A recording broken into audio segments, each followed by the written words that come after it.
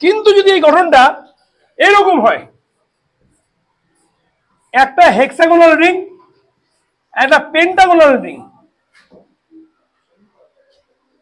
তখন এখানে গোল্লা দিতে পারবো না। ঠিক আছে? কেন? কেননা দেখ বন্ডিং ক্যারেক্টারিস্টিক চেঞ্জ হয়ে গেছে। তখন আমাকে একটা কমন বন্ড দিতে হবে, একটা বাদ দিয়ে এখানে একটা, একটা বাদ দিয়ে এখানে একটা, এখানে একটা বাদ দিয়ে এখানে একটা, একটা বাদ দিয়ে এখানে দিতে পারবো না, কেননা কাছাকাছি কার্বনের ক্ষেত্রে বন্ড চলে আসছে, যেটা কি হচ্ছে একটা যোজনা 4টা যোজনা 5 দেখাবে, দেবো না, তাই এরকম রেখে দেবো। ঠিক আছে? এই যে জিনিসটা দেখালাম, এটা কিন্তু ডিএনএ তে ব্যাপক গুরুত্ব রয়েছে। আমি কিন্তু এমনি এমনি তোদেরকে এই কেমিস্ট্রিটা পড়াচ্ছি না। ঠিক আছে? বুঝতে পেরেছিস? কোনো অসুবিধা?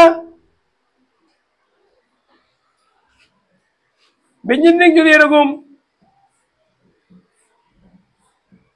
সমান অবস্থা থাকে, তখন তার নাম হচ্ছে পিউরান।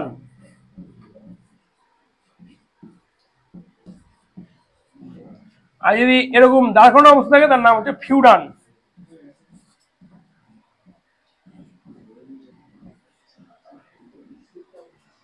পিউরাল, অনেকে পিউরাল বলে, পিউরাল। ঠিক আছে? পিউরাল উচ্চারণ করতে হয় না, পিউরাল। ঠিক আছে? তাহলে বলবি না। যেমন ধরে ভেদবার্গ, SBEDBERG, ভেদবার্গ, সাবডেবার্গ উচ্চারণ না কিন্তু এটার। ঠিক আছে?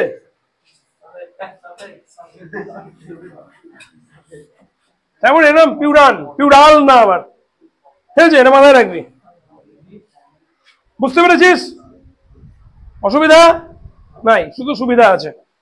ঠিক আছে? অসুবিধা নাই কোথাও। দরকার আছে বল। না একই হলো, কিন্তু দেখ যখন আমি কার্বোহাইড্রেট পড়বো, তখন যদি কার্বোহাইড্রেটকে আমি এরকম করে আঁকি, দেখতে ভালো লাগবে না।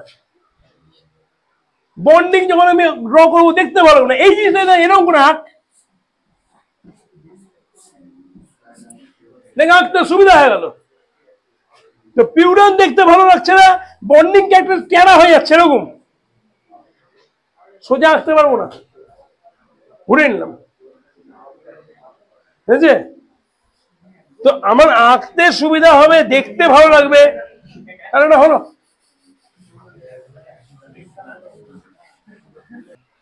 তো এবার আমরা জানবো হচ্ছে আমাদের ডিএনএর গঠন। তোরা মোটামুটি ভাবে একটু তৈরি হয়ে গেছিস এখন ডিএনএর কেমিক্যাল স্ট্রাকচার দেখানোর জন্য। ঠিক আছে? এবার আমরা আলোচনা করবো ডিএনএ রাসায়নিক গঠন নিয়ে। ঠিক আছে? ডিএনএ কেমন দেখতে হয়। তাহলে ডিএনএ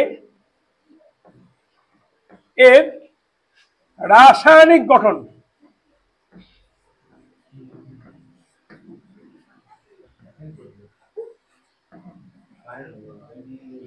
এবার আমরা এখন রেডি এটা পড়ার জন্য। ডিএনএ রাসায়নিক উপাদান যদি দেখি আমরা, মানে বায়োমলিকুলকে, তাহলে গেলে এটা 3 রকম উপাদান দিয়ে তৈরি হয়েছে। এক হচ্ছে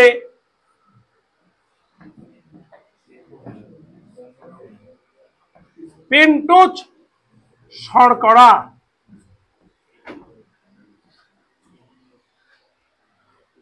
পেন্টোজ শর্করা এটা প্রথম উপাদান, যেটা সম্বন্ধে আমাদের জানতে হবে এখন। ঠিক আছে?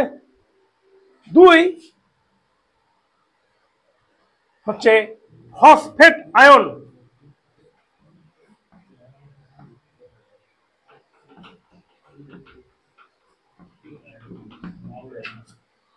ফসফেট আয়ন এর সম্বন্ধে জানবো। আরেকটা উপাদান হচ্ছে নাইট্রোজেন বেস, যেটা আমি এখানে লিখতে পারবো না, পরে দেখছি। পেন্টোজ শর্করা মানে 5 কার্বন যুক্ত শর্করা, 5 কার্বন যুক্ত শর্করা, 5 কার্বন যুক্ত শর্করাকে আমরা বলি পেন্টোজ শর্করা। দেখতে কেমন হবে?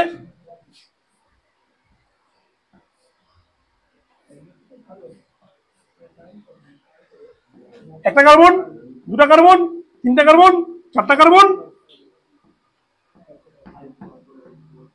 5টা কার্বন। ঠিক আছে, এখানে যেন কার্বন লেখার জায়গা নেই বা লিখবো না, ডট আছে তাই কার্বন লিখলাম না, এখানে একটা বন্ড দিয়ে কার্বন CH2 উপরে রেখে দিলাম। CH2 সময় লেখা থাকে OH, OH কে বন্ড দিয়ে উপরে লিখলাম, অসুবিধা নেই আশা করি। আর বাকি যে হাতগুলো আছে, একদিকে হাইড্রোজেন, একদিকে OH, একদিকে হাইড্রোজেন, একদিকে OH। একটা জিনিস মাথায় ঢুকিয়ে নে, OH লিখছি যখন তখন কেমন করে লিখছি, বন্ডে লিখছি O, পাশে লিখছি H। ঠিক আছে, এটা যদি ভুল না হয়, এখানে বলে দিয়েছিলাম এটা আগে। এই যে পেন্টোজটা, এই পেন্টোজ হচ্ছে RNA pentose, RNA pentose.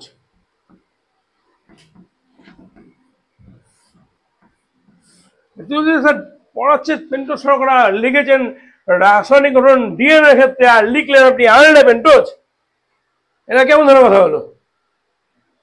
DNA pentose RNA pentose থেকে তৈরি হয়। এটা 1 নম্বর কার্বন পজিশন, এটা 2, এটা 3, বুঝতে পারছিস, 4, 5। বায়োলজি আর কেমিস্ট্রিকে আলাদা করার জন্য মাথার উপর ছোট্ট একটা দাগ, নাম হলো গিয়ে প্রাইম। বাহ, সুন্দর, সেজন্য বলতে পারলো অ্যান্সার, প্রাইম বলে এটাকে, প্রাইম। হ্যাঁ, প্র্যাঙ্ক না,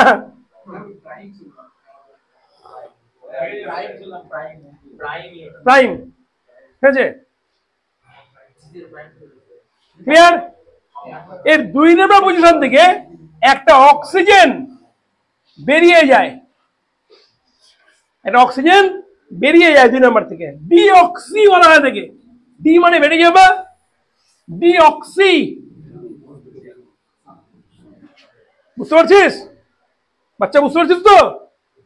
2 নম্বর থেকে একটা অক্সিজেন বেরিয়ে যাচ্ছে, তাই একে বলছি ডিঅক্সি। অক্সিজেন বেরিয়ে যাবে, বমি হয়ে গেল, ডিহাইড্রেশন।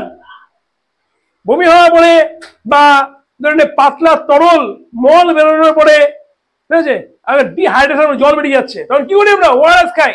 ওরাল ডিহাইড্রেশন সলিউশন খেয়ে নি, রিহাইড্রেশন মানে ঢুকছে, ডিহাইড্রেশন মানে বেরাচ্ছে, ডিঅক্সি, ডিঅক্সিডেশন।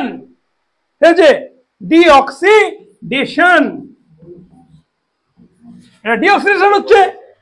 তাই জন্য এর নাম, এখান থেকে যদি অক্সিজেন উঠিয়ে দিই, এখানে যদি মিটিয়ে দিয়ে উঠিয়ে দিই, যদি এখানে হাইড্রোজেন থাকে, তখন এর নাম হয় deoxy ribo nucleic acid, deoxy ribo, deoxy ribo nucleic acid.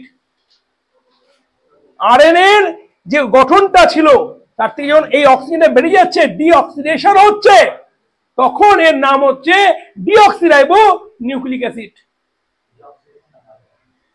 হয় কেন, তাই তো? এখানে দেখ OH আছে একটা, এখানে আগের গঠনে চলে আয়, এখানে OH ছিল, এখানে OH আছে, এই OH কে ধাক্কা মারছে, একটা ইন্ডাকটিভ এফেক্ট তৈরি হচ্ছে। ঠিক আছে, বিকর্ষণ, এই কারণের জন্য এই ধাক্কা খেয়ে অক্সিজেন বেরিয়ে যাচ্ছে বাইরে দিকে, ডিঅক্সিডেশন। এর ফলে তৈরি হচ্ছে কি? ডিঅক্সিরাইবোজ। এখান থেকে একটা জিনিস আমরা ছোটবেলা থেকে পড়ে আসি, যে আমরা পড়েছিলাম ল্যামার ডারউইনের বিভিন্ন মতগুলো, সেটা বলেছিলাম যে আমরা জানতে পেরেছি প্রোক্যারিওটিক থেকে ইউক্যারিওটিক তৈরি হয়েছে।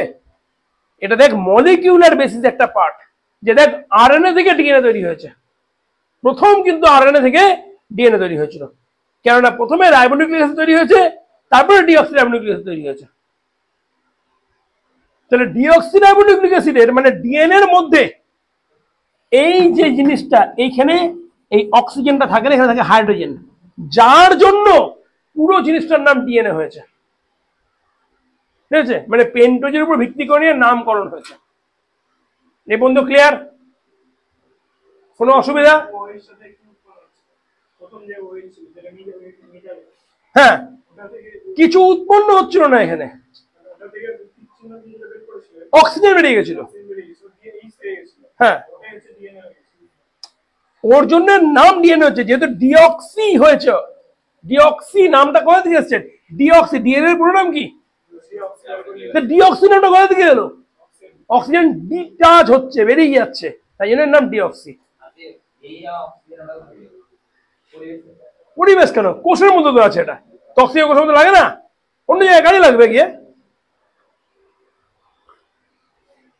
বেরোচ্ছে কাজে লাগবে অন্য কোনো জায়গায়, পড়ে আছে গিয়ে। ক্লিয়ার? এই বন্ধু ক্লিয়ার? কোনো অসুবিধা?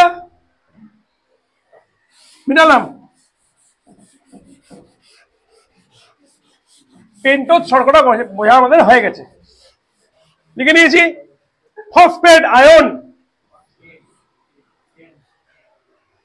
তাই তো? পরীক্ষায় সব থেকে বেশি ভুল এইগুলো জায়গাতেই হয়। এই যে ফসফেট আয়ন কোথা থেকে এসছে? H3PO4 এখান থেকে এসছে। নাম কি? Phosphoric acid. এই ফসফরিক অ্যাসিডে যদি আমরা গঠন দেখি, লুইস ডট গঠন যেটাকে বলা হয়, যদি গঠন দেখি তাহলে কেমন দেখা যাচ্ছে? পি ডবল বন্ড ও বন্ড OH, এটা ভুল না হয়, bond OH bond OH। Clear? এটা হচ্ছে এর গঠন, ফসফরিক অ্যাসিডের গঠন। ফসফরাস 5, জানিস তো নিশ্চয় না? এবার এখান থেকে কি হয়, যখনই জলীয় দ্রবণে এটা পড়ে, ঠিক আছে, কোষের মধ্যে সাইটোপ্লাজম আছে, নিউক্লিয়াস সাইটোপ্লাজম আছে, নিউক্লিওপ্লাজম পড়েছে ওখানে, যে ফসফেট আয়ন এসছে, এখান থেকে সঙ্গে সঙ্গে হাইড্রোজেন কি হয়? বেরিয়ে যায়। হাইড্রোজেন গুলো কি হয়? বেরিয়ে যায়। বুঝতে পারছিস? জলের মধ্যে যেই পড়লো, হাইড্রোজেন গুলো বেরিয়ে গেল, ঠিক আছে? বেরিয়ে গিয়ে তৈরি হলো কি? পি ডবল বন্ড ও বন্ড ও মাইনাস, বন্ড ও মাইনাস, বন্ড ও মাইনাস। তাহলে এটা তৈরি হলো বর্তমানে ফসফেট এর আয়ন। কোন আয়ন?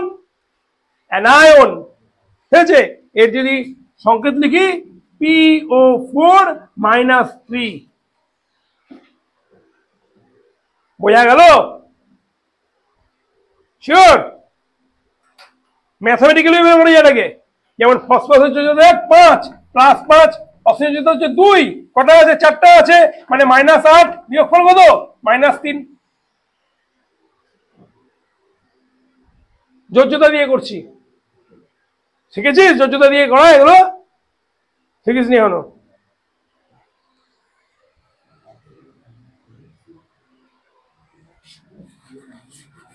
কোনো সময় এগুলো শিখিয়ে দেবো দরকার বললে। তো যদি চাস কোনো সময় এগুলো শিখতে যাস, সেখানে যাবে, কোনো ব্যাপার না।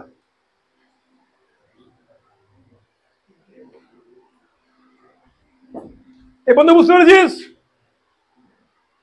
আচ্ছা, এবার একটা ছোট্ট কোশ্চেন, যারা জানিস আগে থেকে শুনে নিচ্ছিস আমার কাছে, তারা বলবি না, যে জানিস না তারা বলার চেষ্টা করবে, আমি জিজ্ঞাসা করবো বলার চেষ্টা করবে, সবাই হা হা করে অ্যান্সার দিতে শুরু করবি না। ডিএনএ এর পুরো নাম ডিঅক্সিরাইবোনিউক্লিক অ্যাসিড। কিন্তু যখন আমরা ডিএনএ কে চিনি, তখন কাকে দিয়ে চিনি? Adenine, guanine, cytosine, thymine. A double bond T, G double bond C, এ থাকে তাহলে ডিএনএ। কোনো জায়গায় যদি ধরনের ফসফেট আয়ন লেখা থাকে, কোনো পেন্টোজ শর্করা লেখা থাকে, ডিএনএ হিসেবে চিনবো? চিনবই না। ফসফেট আয়ন থাকতেই পারে, পেন্টোজ শর্করা থাকতেই পারে, কিন্তু যদি অ্যাডেনিন, গুয়ানিন, সাইটোসিন, থাইমিন থাকে, তাহলে ওটা কে? ডিএনএ। যদি ইউরাসিল থাকে তাহলে কে? আরএনএ। আচ্ছা, ওদের নাম কি? Nitrogen base. বেস মানে ক্ষার, নট ভূমি, ক্ষার। ক্ষার বেস, অ্যাসিড আর ক্ষার, ঠিক আছে? বেস, তাই তো? ডিএনএ কে আমার দেখতে যখন পাই, যখন চিনি অ্যাডেনিন, গুয়ানিন, সাইটোসিন, থাইমিন এদেরকে দিয়ে, তো নাম তো হওয়া উচিত ছিল ডিএনবি। ডিএনএ কেন দিয়েছি? কেননা অ্যালফাবেটিক্যালি এ আগে আছে, জানো? তাহলে একে অ্যাসিড কেন বলছি, বেস কেন বলছি না? বল বাচ্চা, তুই বল, কেন বেস বলছি না, অ্যাসিড কেন বলছি?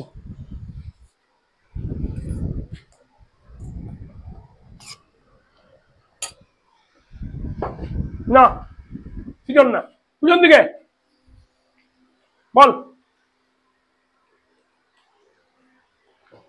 পারবি? তুই বল, পারবি? ইয়ে তোর নামটা আয়ুষ, বল।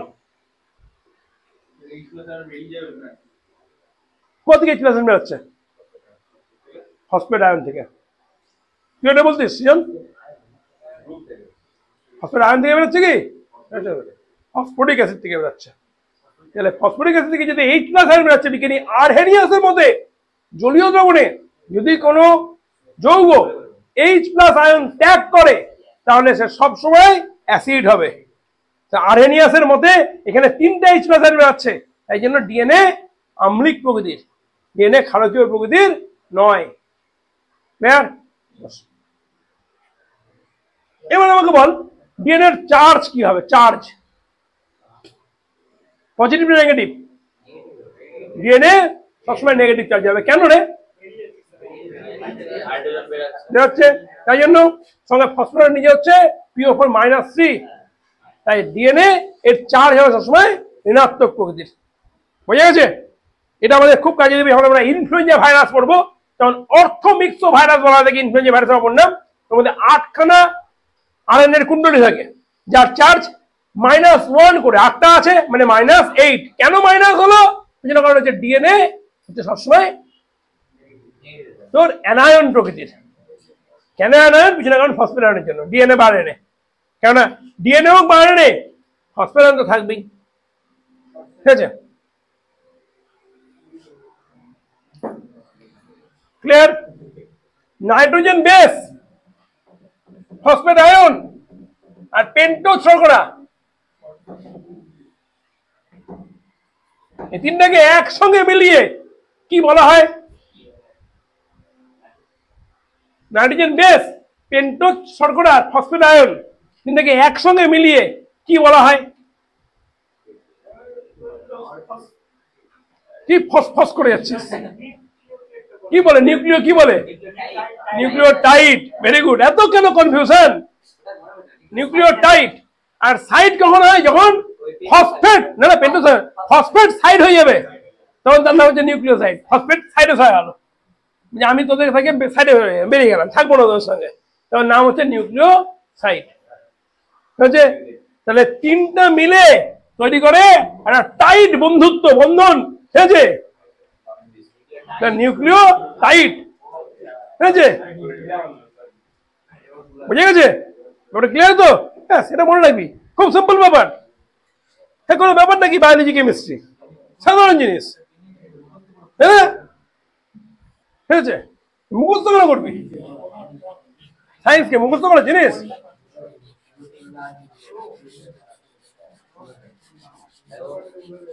মজা নিয়ে পড়, মজা নিয়ে।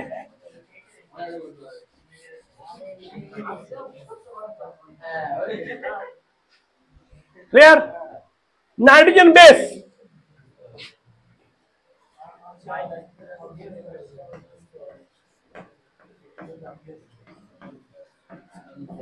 নাইট্রোজেন বেস বা নাইট্রোজেন ঘটিত ক্ষার, নাইট্রোজেন ঘটিত ক্ষার, নাইট্রোজেন বেস। ডিএনএ হোক বা আরএনএ, ডিএনএ হোক বা আরএনএ, নাইট্রোজেন বেসকে দুটো ভাগে ভাগ করা হয়। ঠিক আছে? পিউরিন আর পিরিমিডিন। না, কেউ যদি পাশ থেকে বলে বলতে পারে, এরকম করে কোনো সময় বলবি না, কারণ মানে কেউ যদি বলে কোনো অসুবিধা নেই তো, আমি তো বলছি তারপরে বলতে পারে। ঠিক আছে? কোনো ধমক দিয়ে থামিয়ে দিস না। ঠিক আছে? Purine pyrimidine. ঠিক আছে? না, বলতে পারে।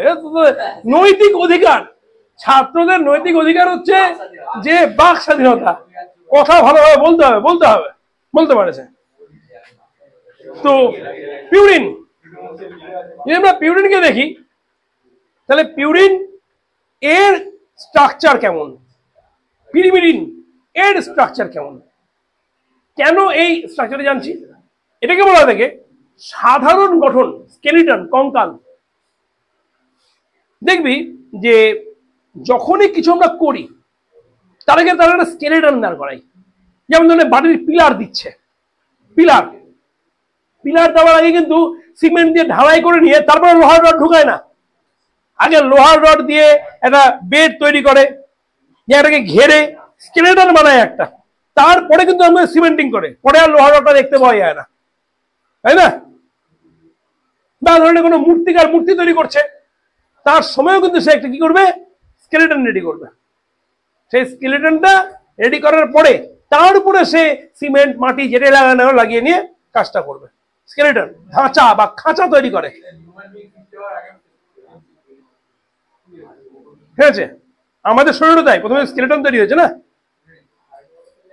তো যদি আমরা ভালো করে দেখি তাহলে গেলে যে কোনো কেমিক্যাল কম্পাউন্ড আর গ্রুপ অফ কেমিক্যাল একটা স্কেলেটনের উপর বেস করে চলে।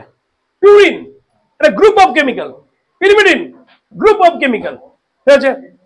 পিউরিন আমার নামের সঙ্গে যুক্ত আছে, ঠিক আছে? বাবা অনেক চিন্তা ভাবনা করে নাম দিয়েছিল, ঠিক আছে, যে ছেলে বায়োলজি বড় হবে করতে গেলে। তো পিউরিন এর মধ্যে আছে AG অংশুমান গোস্বামী, ঠিক আছে, অ্যাডেনিন আর গুয়ানিন, ঠিক আছে? হ্যাঁ, আর যাস না, লজিক শূন্যজিতে চলে যাস না আবার, ঠিক আছে? পিরিমিডিন হচ্ছে সাইটোসিন, থাইমিন, আর আরএনএ এর ক্ষেত্রে থাইমিনের পরিবর্তে থাকছে হচ্ছে ইউরাসিন।